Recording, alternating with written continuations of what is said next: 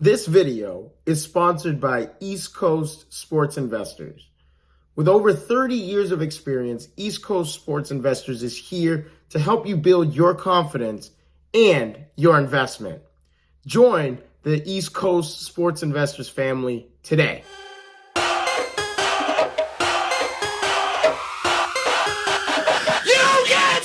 What is going on, you guys? Welcome back to another episode of Sports Runs and Diesel here, as we are here to talk about week 3 of the NFL season. Obviously, the underdogs were barking. A lot of underdog teams won in week 3, but we're going to start off with a favorite in the New York Jets as they beat the New England Patriots 24-3. Offense was dominant. Defense was dominant as the defense recorded 7 sacks in this ball game. Now 14 sacks in the first 3 weeks of the season. Last time the Jets did that in the first 3 weeks of the season was 1966. But when we look at the offensive side of the ball, Aaron Rodgers looked like his old self. 27 of 35, 281 passing yards, 2 touchdowns, 3 carries, 18 rush yards, extending plays, getting outside the pocket, finding guys downfield like Conklin, Allen Lazard, quick throws. We know about Aaron Rodgers' accuracy. He can make every throw in the book, and it was great. Absolutely great to see the Jets do this, and this is something that they will build upon. We know what the Jets defense is capable of. We saw that here in week 3 against the Patriots. I'm looking forward to seeing what else the Jets have down the road as competition will get a little bit more tougher. We move on to the Denver Broncos trouncing of the Tampa Bay Buccaneers. This is an absolute gut punch for the Tampa Bay Buccaneers. You know, just early mistakes on both sides of the ball. Baker Mayfield with a first quarter interception, and then the cornerbacks for them got beat downfield early in the first half, which ultimately led to the 17-0 hole that they really tried to dig themselves out of, but really did nothing because the only bright spot was a 6-yard touchdown pass to Chris Godwin. That was the only bright spot for the Bucs offense. The Buccaneers defense completely struggled to contain Bo Nix. This is coming 1 week after this Buccaneers defense finds a way to hold the Detroit Lions offense to 1 touchdown and 7 red zone drives. But instead, will give up 216 passing yards, 45 yards on the ground to Bo Nix, who has a QBR of 36.4 going into this. Great game plan by the Denver Broncos, and they come out with a solid road victory against the Bucs. Up next, we have the Minnesota Vikings up against the Houston Texans as the Vikings really that good? 34-7 against CJ Stroud and this Texans team that is ascending? I guess the Vikings have to be that good. Week 1 was against the Giants. Yeah, I'm not surprised there. 28-6 in that victory. And then they go up against the 49ers in week 2 at home. They beat them 23-17. And then you beat Houston. You trounce Houston. Sam Darnold and company are looking great to start the season here. The blitz-heavy defense was the ultimate difference in this ball game. They blitzed C.J. Stroud 16-37 dropbacks, 43% of the time. That is the highest blitz rate on C.J. that he has faced in his young career so far. And what was his statistics? You're probably wondering, what was his statistics when they blitzed him 43% of the time? He was 8 of 15 for 94 yards. He threw for a touchdown. He threw an interception, and he was sacked. This game was supposed to be a very high-scoring affair, and to watch the Vikings dominate both sides of the ball here, Houston could not get anything going offensively. They shut down Nico Collins, Tank Dell. Obviously, yes, we know that Joe Mixon was not playing in this game due to the injury that he sustained in week 2. It's very unfortunate, but guess what? It's football. Injuries are going to happen in this sport. We move on to another surprising upset, but then it's not that yet surprising as the Giants beat the Cleveland Browns 21-15. The Giants with a very resilient victory here. They fumble the opening kickoff. They allow a TD on the first play after the fumble from scrimmage, and then find a way to score 21 unanswered points and are up 21-7 at the half. Is Danny Dimes really worth $40 million a year? That's a conversation for another time and another day. But I will say this. he has a great connection with Malik Neighbors, as Malik Neighbors is the first player in NFL history to have 20 receptions and 3 receiving touchdowns in his first 3 games. No player in NFL history can say that.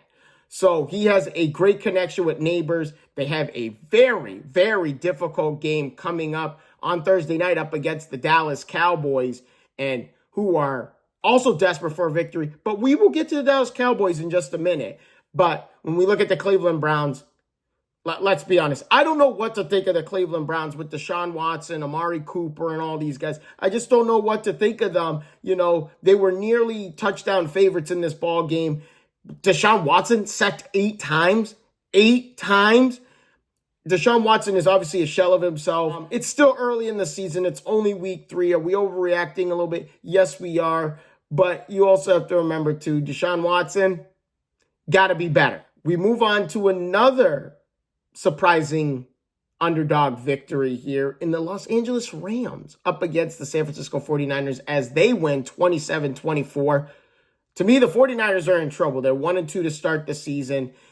Massive, massive injuries. Christian McCaffrey. Oh, and by the way, report just came out this afternoon that Christian McCaffrey's calf, they call it a calf strain, but there's really stuff going on with his Achilles as well. They say he could be out for more than the 4 to 6 weeks that they said he was going to be out for. They placed him on IR, but it's looking like he's going to be out maybe 8 to 10 weeks.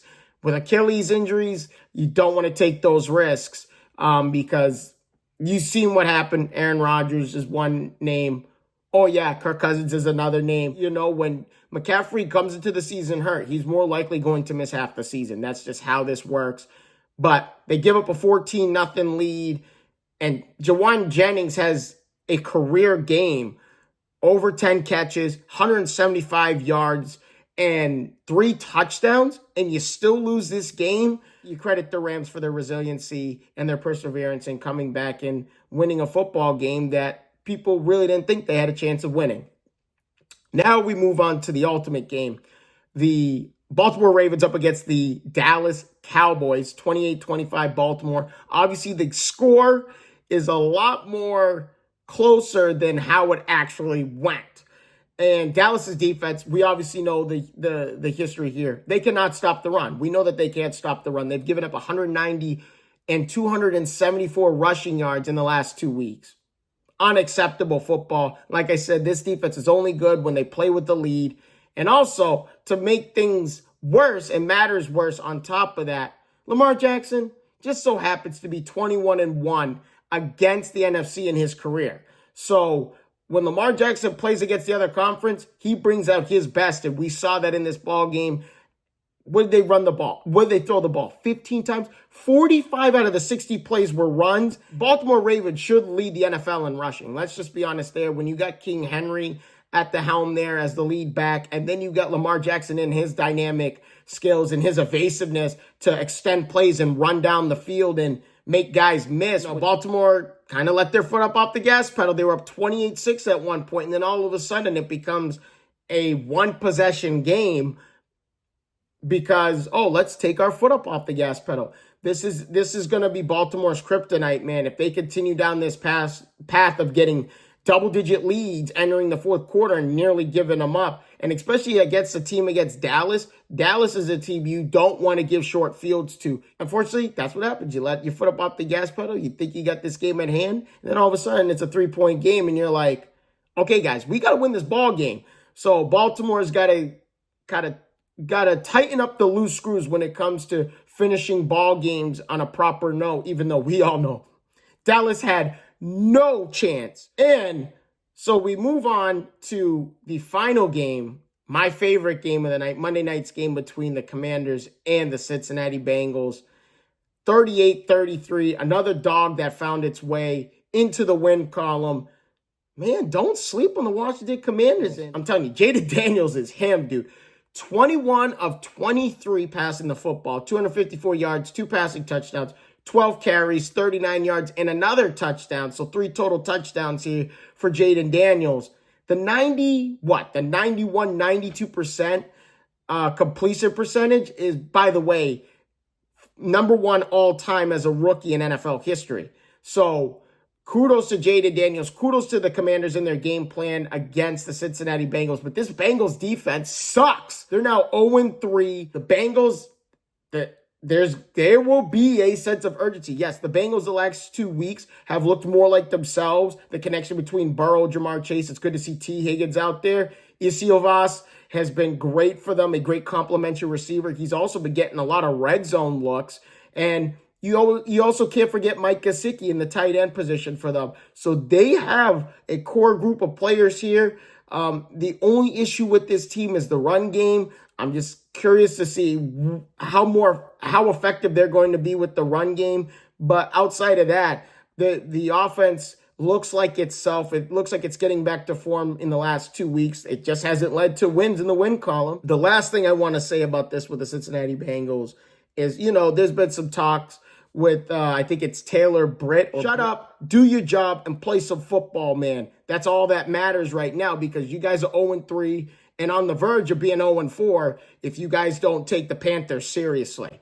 But with that being said, thank you guys so much for your time. If you guys haven't already done this, please leave a like and a subscribe to the channel. Can't wait to see y'all next Thursday for Week 4's reaction of the NFL season. I look forward to seeing all your faces in the next one. Deuces.